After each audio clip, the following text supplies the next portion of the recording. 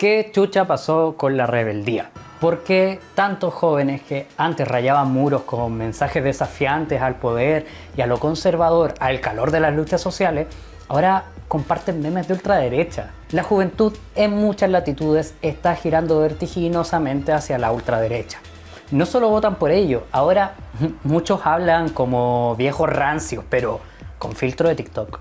Se perciben a sí mismos como políticamente incorrectos, antisistema e incluso se han apropiado de términos como libertarios o anarquistas, pero defienden el orden represivo y la intensificación del capitalismo a puntos que parecen sacados de la peor distopía. Hoy parece ser que el grupo más derechizado son hombres jóvenes que se dicen rebeldes, pero repiten discursos que las élites han promovido desde hace ya varios siglos. Básicamente se les vendió la idea de que ser de ultraderecha es el nuevo punk, es lo transgresor. Sí, claro, antisistema es compartir tweets de Milei como si fuera el Joker. En la política institucional, a sus líderes ya se les ha normalizado, ocupando espacios en parlamentos o dirigiendo países. Vamos a indagar en sus estrategias, como la de aprovechar el descontento con las élites políticas, la crisis de la globalización, la inseguridad y la desesperanza sobre el futuro, entregando narrativas simplistas e incluso conspiranoicas. La nostalgia de un pasado idealizado. Oye, pero ¿cómo llegamos hasta aquí? ¿No era que tuvimos una serie de revueltas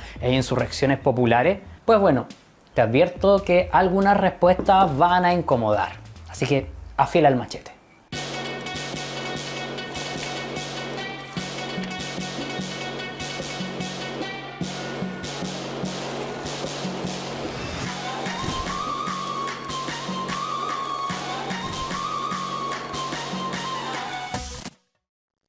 El video que estás a punto de ver ha llevado mucha investigación.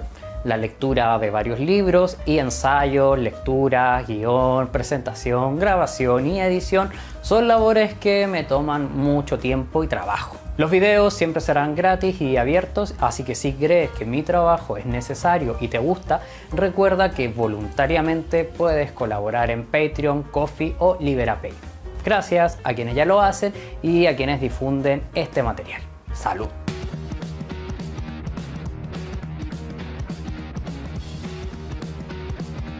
¿Han surgido nuevas derechas? ¿Son las mismas viejas pero con más descaro? ¿Se han radicalizado más desplazando el debate político a sectores muy ultraconservadores? Sea como sea, se está debatiendo mucho sobre el futuro de las democracias representativas y el orden liberal. Cada país tiene sus propios ejemplos que marcan esta tendencia. En Chile está el Partido Republicano con José Antonio Kast como fundador. Ya era la ultraderecha, nada puede ser peor. Pero disidentes de este partido se unen a la extrema derecha del Partido Nacional Libertario en torno a la figura de Johannes Kaiser. Libertario, ya veremos qué tipo de libertad promueve. En Brasil, el Partido Liberal, que es liberal en lo económico, ultraconservador y nacionalista en todo lo demás, su figura emblemática es Jair Bolsonaro. En Argentina ya es conocido el caso de La Libertad Avanza y el Partido Libertario, con Javier Milei al volante.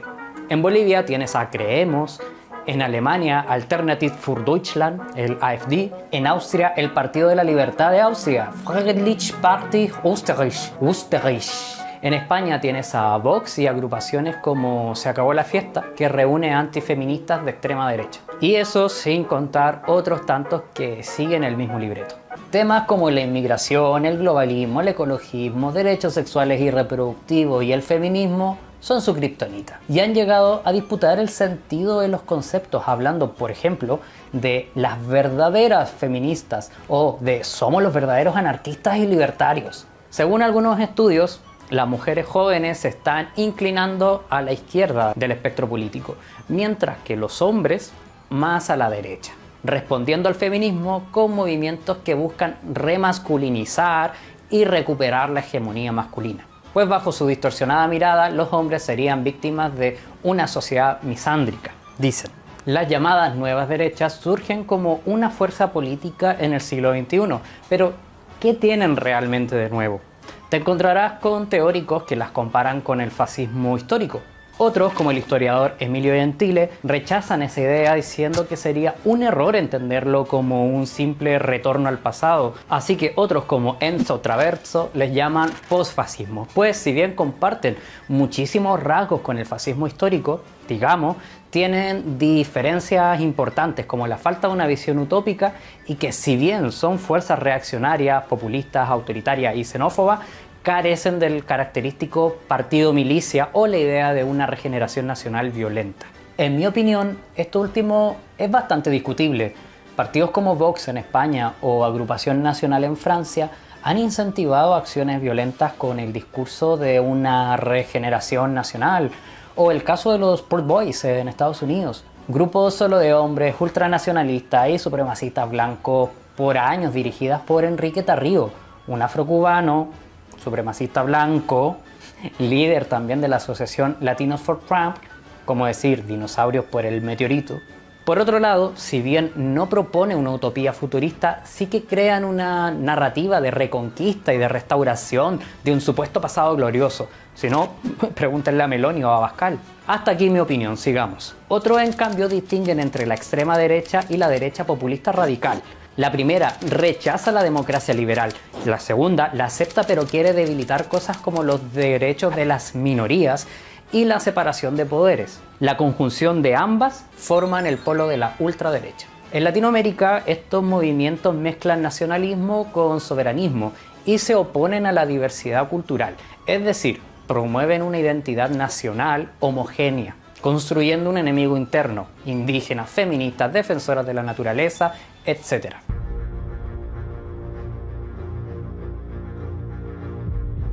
El escenario es este.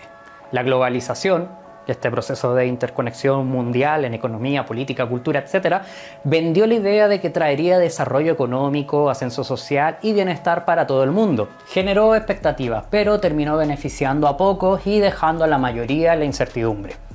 Los ricos siguieron acumulando, la llamada clase media ve cómo su estabilidad se cae a pedazos, los pobres se hunden en la precariedad y las nuevas generaciones enfrentan un futuro laboral efímero y casi sin acceso a una vivienda propia. El Estado no da respuestas, la democracia liberal ya no ilusiona y el llamado mal menor es la única opción que queda en las urnas. El resultado, un creciente malestar social y desconfianza en las instituciones y en las élites políticas. Genial, ahora podría armarse una revolución que rompa con el capitalismo, el Estado, el patriarcado y toda forma de opresión. Ojalá, pero no, pues ahí es donde entran figuras como Trump, Bukele, Milei, Orbán, Meloni y otros. No inventaron necesariamente la crisis, pero han podido capitalizar el descontento, aprovecharlo con discursos populistas antiélite y ultranacionalistas. Se ven a sí mismos como la voz del verdadero pueblo, el que ha sido traicionado por políticos corruptos y organismos internacionales, y siendo ellos mismos políticos corruptos millonarios que defienden el poder de las grandes corporaciones y se benefician de privilegios, se ofrecen como mesías plebeyos del pueblo, aunque su idea de pueblo es excluyente y conservadora. Mezclan nacionalismo, individualismo y el adefesio al que llaman libertarismo con teorías conspirativas en torno a una élite global progresista que amenaza las tradiciones, alguna muy cuestionable, y la identidad cultural.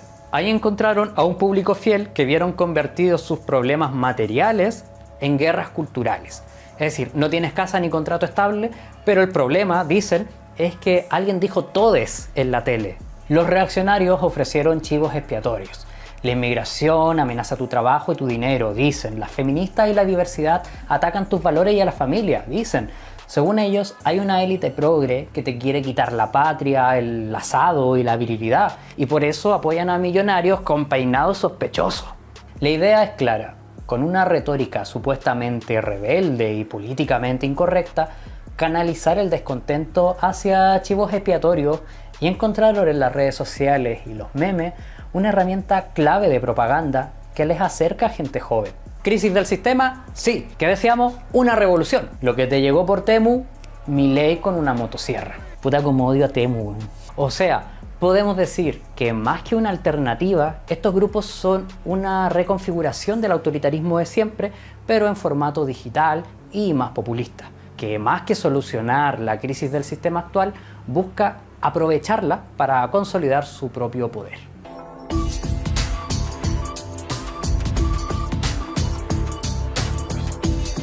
La expansión de las ultraderechas en el mundo no solo es causa de su capacidad de manipular el malestar o su estrategia discursiva, sino también por el fracaso de las izquierdas en todas sus variantes para contrarrestarla. Y claro, en mi opinión, ese fracaso responde a errores estructurales que las han alejado de la gente para convertirse en cómplices pasivos del sistema que dicen combatir.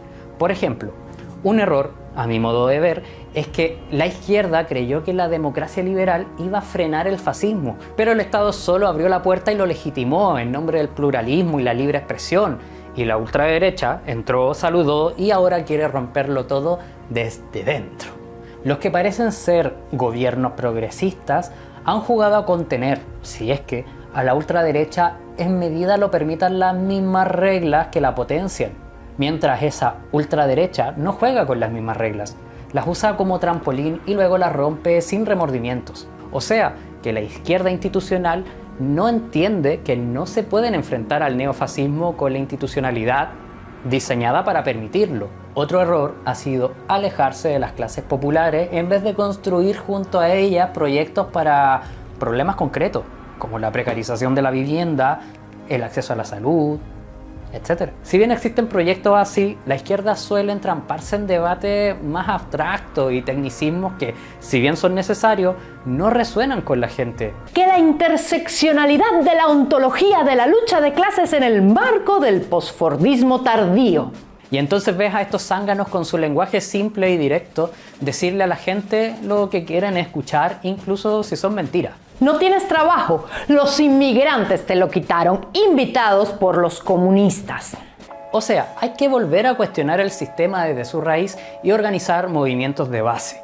Volver a conectarse con las luchas populares, en lugar de hacerse una torre de marfil desde la que sentarse y decir no, que son fachos pobres y se merecen lo votado por ignorantes. Nos escandalizamos cuando la extrema derecha gana elecciones, pero ¿qué estamos haciendo realmente para desmantelar las estructuras que le permiten consolidarse? ¿Con debates y buenos modales se va a frenar el avance reaccionario o con acción directa y organización? Menos paper y más pancartas, menos foros, más olla común. Y por último, y más grave error a mi juicio, es que las izquierdas poco a poco han abandonado la idea de destruir realmente el capitalismo. Y entonces, ¿qué hace? Humanizarlo, hacerlo más inclusivo. Tenemos capitalismo eco-friendly con brillitos, capitalismo para diversidades, etc. Y siento que la gente no quiere reformas tibias para largo plazo, sino que soluciones inmediatas a problemas concretos. Y es ahí donde aparecen conservadores y neofascistas con respuestas falsas pero efectivas, que canalizan el enojo. Amiga, las instituciones no van a frenar a los reaccionarios. Hay que recuperar la lucha callejera, construir espacios autónomos de resistencia y solidaridad, organizar desde abajo la revolución social. Pues mientras estamos debatiendo de si Winston Churchill era antifascista, la ultraderecha y los evangélicos ultraconservadores están conquistando la calle con un discurso emocional y directo, usando la estrategia del nosotros versus ellos, el pueblo honesto versus el progresismo globalista Anunnaki. Si bien muchos son ultranacionalistas, se organizan globalmente para impulsar su agenda reaccionaria. Su batalla abarca desde el rechazo a la inmigración a la comunidad LGTBIQ+, oponerse a regulaciones ambientales, los derechos reproductivos, etc. Su intención en muchos casos es volver a una versión idealizada del pasado en donde todo era mejor. Apelan a la nostalgia, entonces, volver a ser el Imperio Romano, por ejemplo. Uno de sus blancos favoritos es la Agenda 2030, que imaginan como una conspiración globalista que impone valores progresistas, que según defienden a las que llaman minorías. La ONU te obligará a abortar y usar lenguaje inclusivo hasta en los sueños. Se hará una dictadura vegana, transgénero, feminista, decolonial islámica con perspectiva marxista-leninista globalista, porque el término globalista, al igual que woke o comunista, es útil para meter todo lo que odian. El terreno está ahí. El problema no es solo que ellos avancen, sino que muchas dejaron de pelear.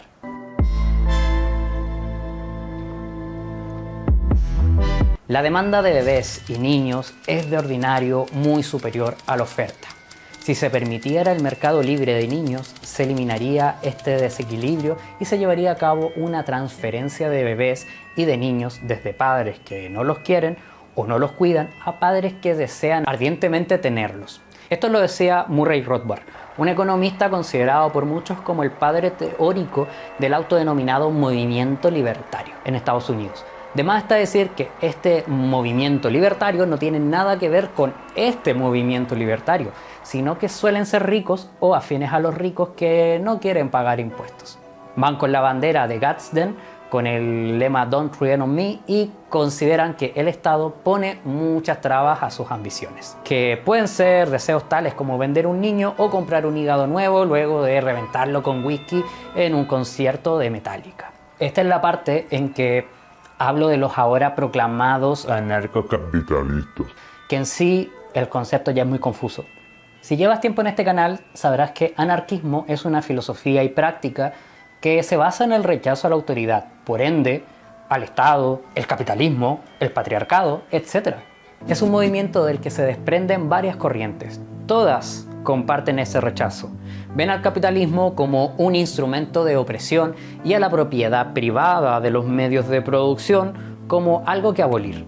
En cambio, ellos ven la propiedad privada como un pilar sagrado y creen en un mercado sin regulaciones. El mercado se regula a sí mismo, la mano invisible que regula la caca. Los ANCAPs suelen citar o tener alguna foto de Ayn Rand, una filósofa rusa estadounidense que defendía el egoísmo racional, el individualismo y un capitalismo con casi nula intervención estatal. Un estado mínimo, como para garantizar el derecho absoluto a la propiedad privada, por lo tanto, rechazaba el socialismo, pero también la religión. Defendía la libertad individual de forma radical, incluyendo la libertad para drogarse, quitarse la vida y de hecho el derecho al aborto. Ya es un paquete muy particular, tiene elementos que le harían quedar mal con todo el mundo, más aún si le sumamos su constante desprecio por los pobres.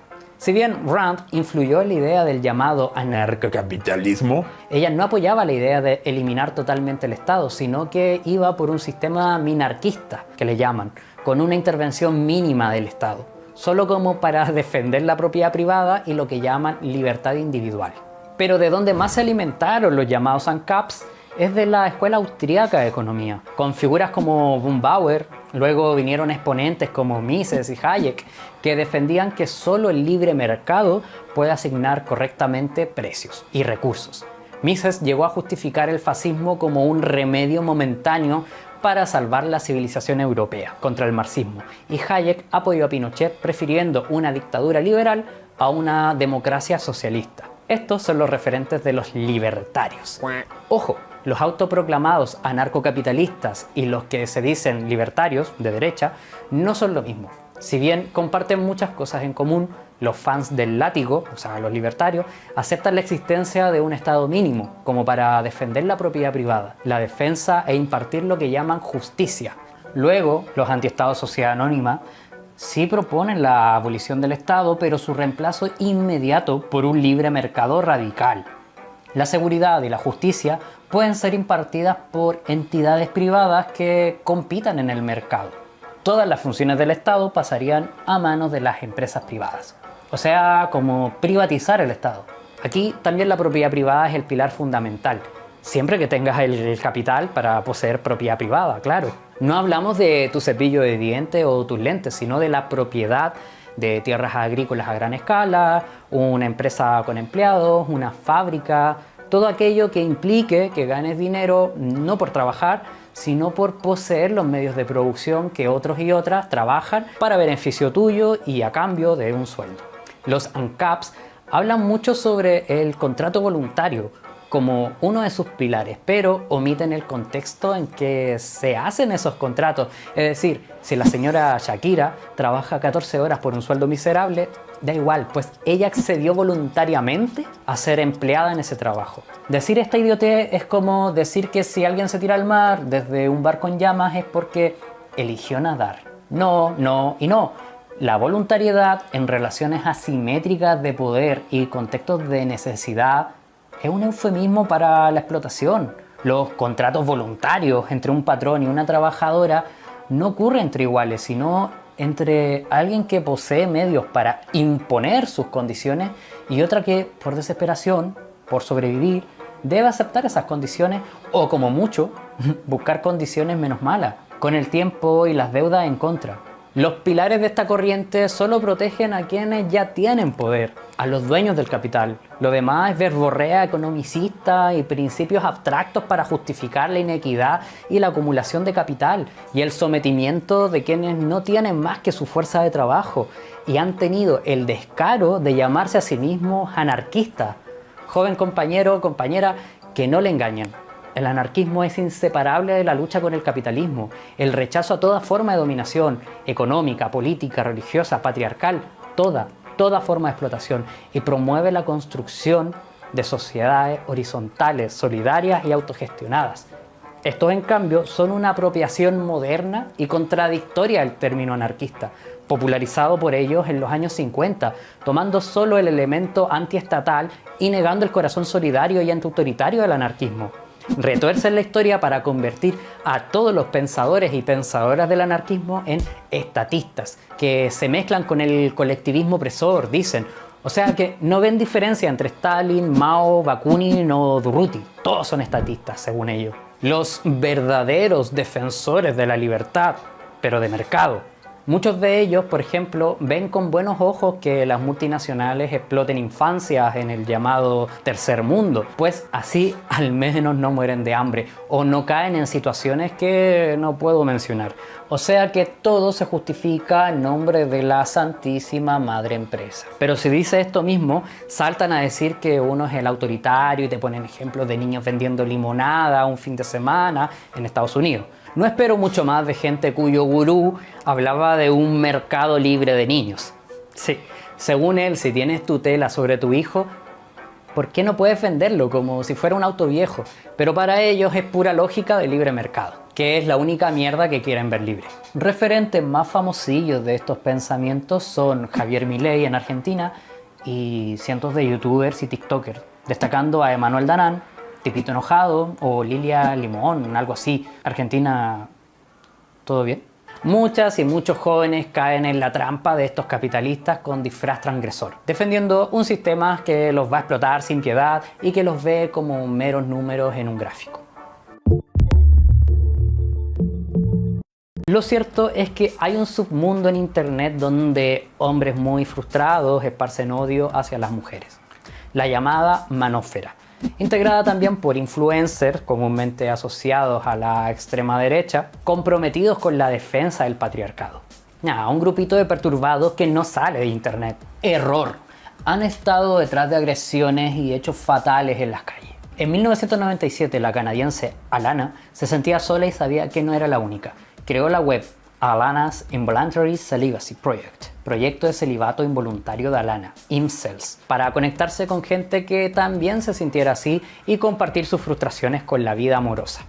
Al principio era un foro amigable para hablar de soledad y frustraciones amorosas, pero se convirtió, ya sin Alana, en un núcleo de subcultura misógina, conocida como Incel, célibes involuntarios, y creció en respuesta al aumento de la visibilidad de las luchas feministas. Y ya están por todas partes, desde chats gamers hasta redes sociales, incluso sin buscarlos. Los nuevos suelen pasar por una especie de rito de iniciación, equivalente a tomar la famosa píldora roja, que para ellos sería como darse cuenta que supuestamente la sociedad está diseñada para beneficiar a las mujeres y todo es una gran conspiración feminista.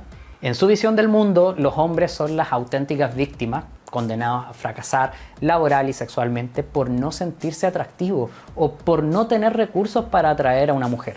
Invierten totalmente la realidad. Podemos ver que hay miembros que tienen problemas y vulnerabilidades muy reales que son captados por la manósfera y les dicen que las mujeres son la causa de sus problemas.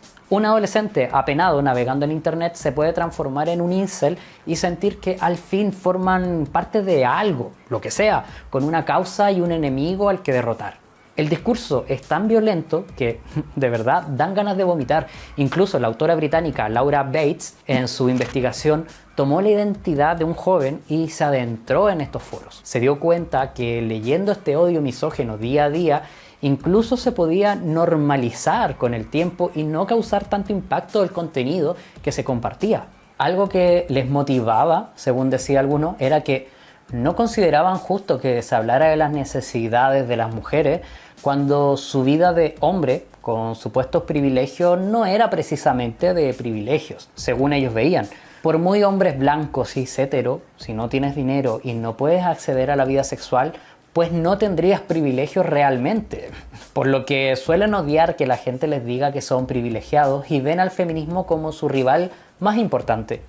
Por eso no es raro que políticamente se adhieran más a discursos de extrema derecha o sectores sociales más conservadores o en grupos conspiranoicos. Tienen en común que consideran al movimiento feminista como una amenaza.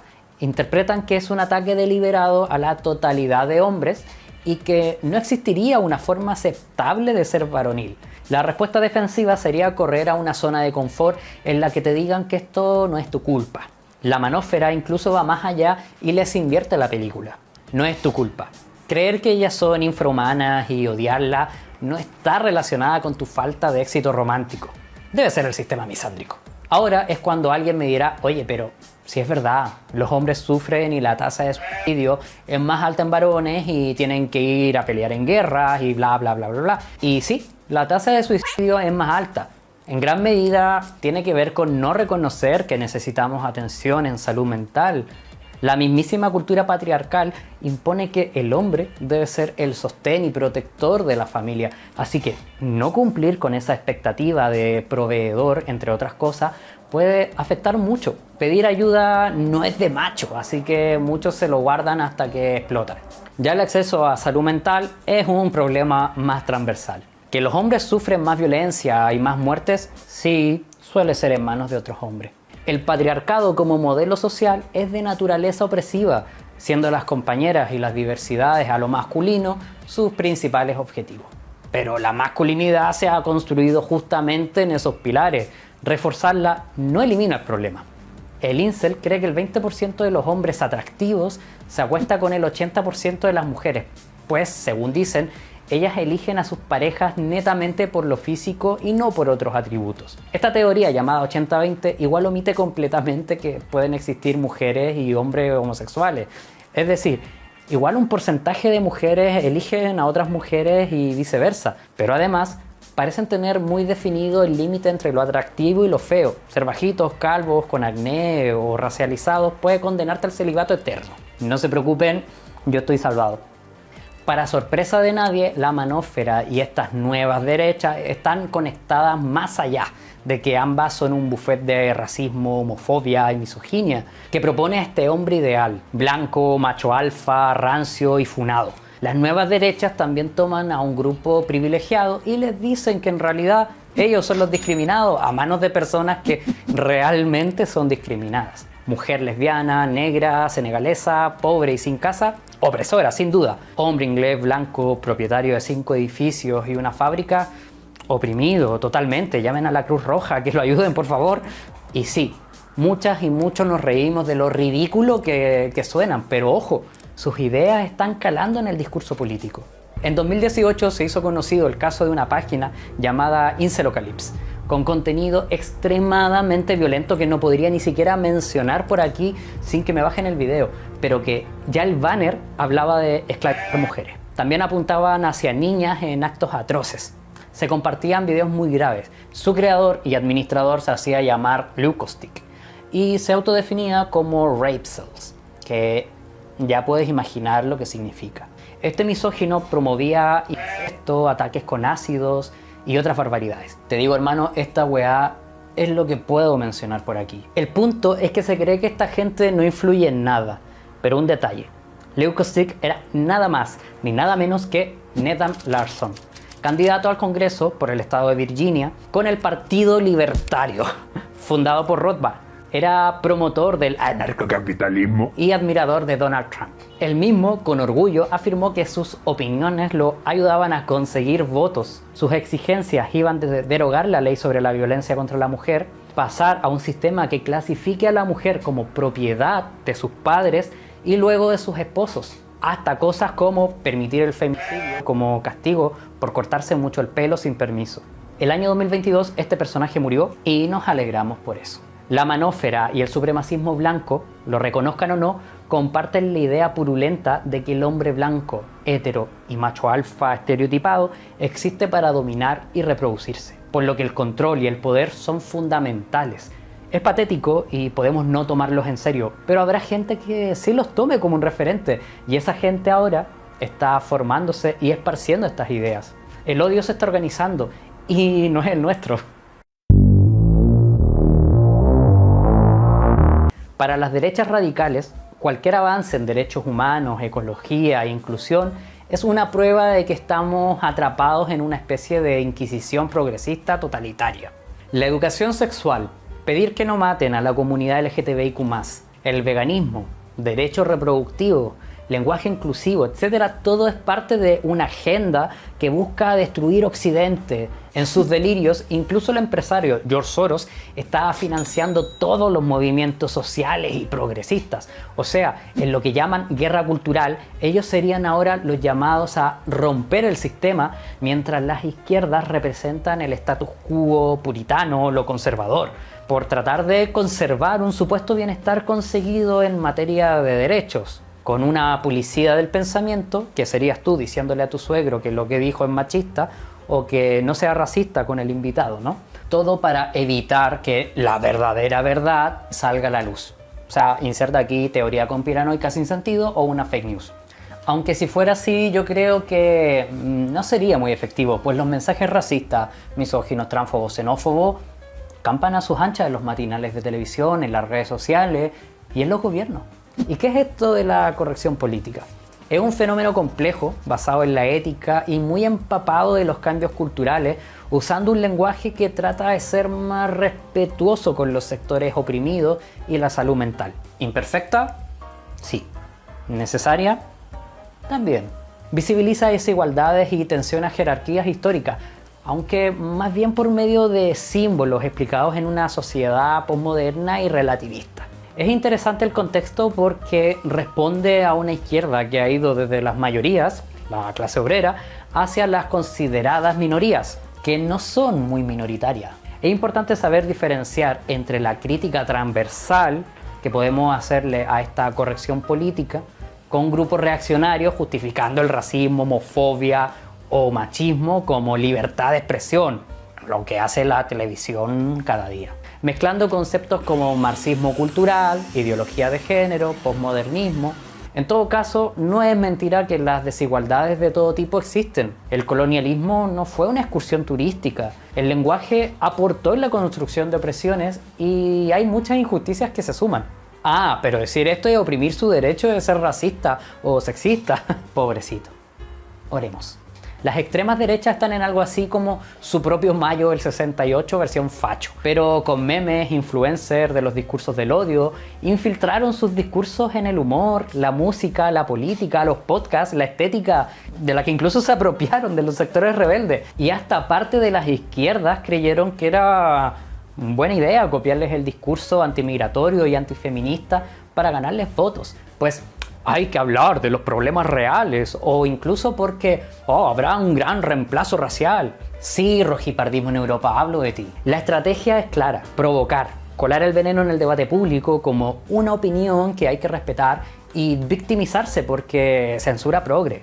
Pero estas estrategias son viejas. Para variar, también son apropiadas de las tácticas de batalla cultural del comunista italiano Antonio Gramsci, aunque estudiadas y copiadas al servicio de los privilegiados.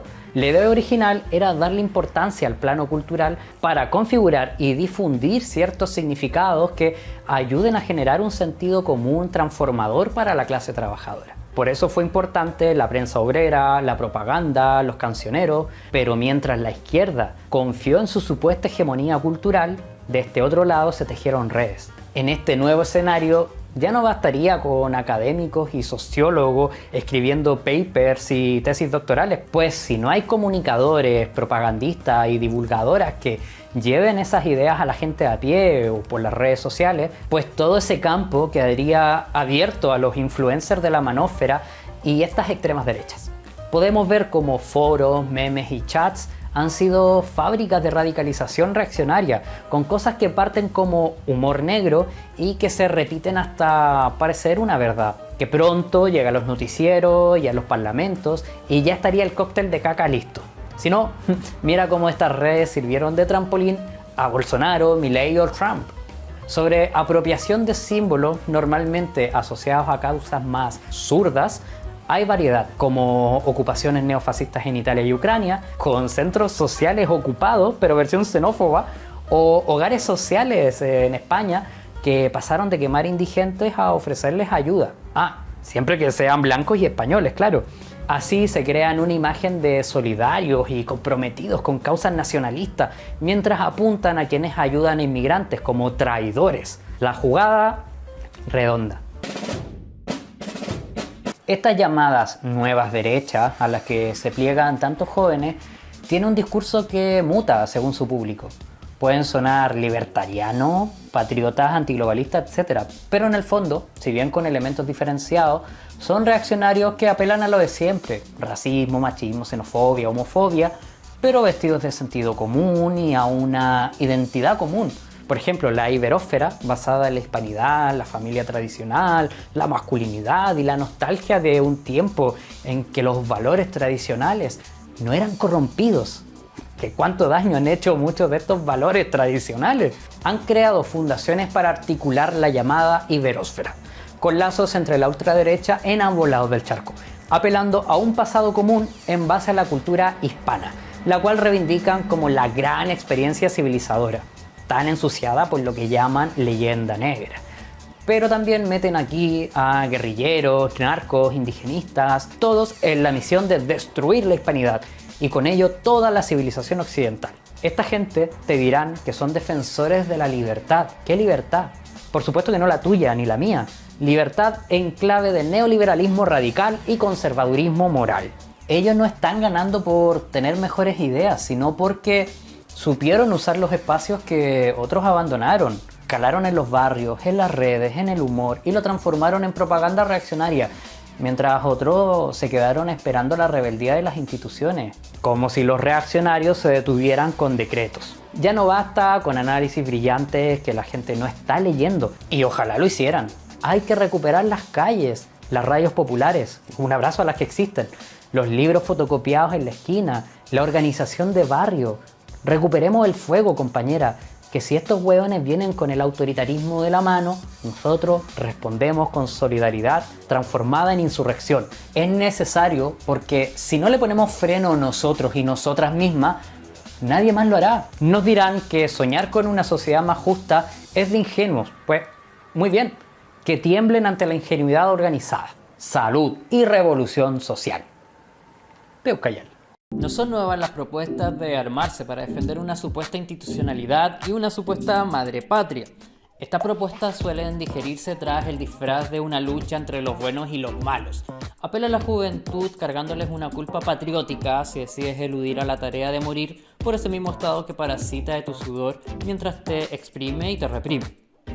Existe un delgado hilo que une el militarismo, el Estado y el capitalismo.